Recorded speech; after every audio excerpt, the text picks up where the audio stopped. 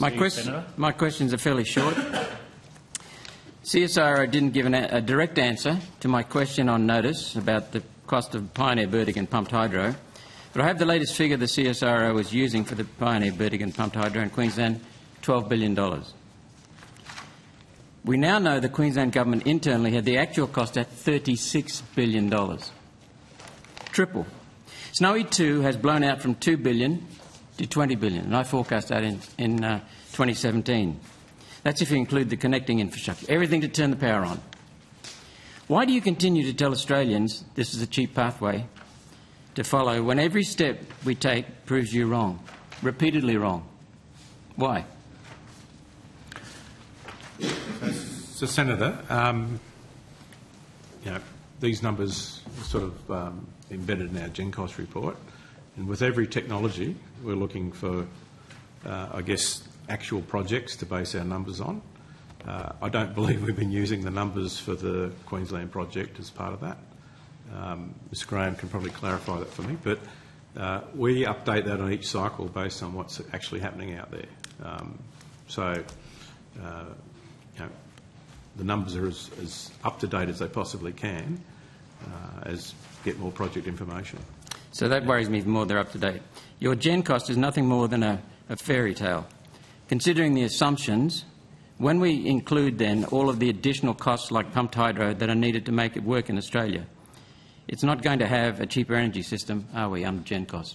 So, Chair, could I just object to the use of fairy tale? I think that's a pretty derogatory way of describing what is a well-considered report that has opened itself up to input from a large range of experts over an 8-year period, and I think provides excellent guidance to the community about the levelised cost of energy. As I said, when we go into the assumptions, you've put that, it's fairy tale. Senator Roberts. Senator Roberts. Yeah, can I just make a couple of comments about this? I mean, assumptions have been proven wrong repeatedly. Senator Roberts. It's the kind of badgering of our key national scientific organisation that you should not do. You should not do.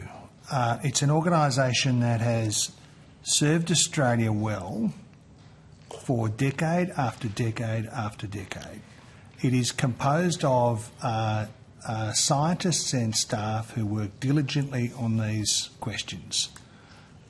It is, of course, open to people, particularly people who've got some peer-reviewed scientific background, but it's open to people to ask questions and to criticise the findings of the CSIRO and any other research institution. I don't mind the scrutiny. I don't think it does your cause any good when you ask these questions, but I don't mind it. Okay. What I do mind is the use of derogatory language. The problem is it's not just a one-nation senator who does it. We sort of expect that.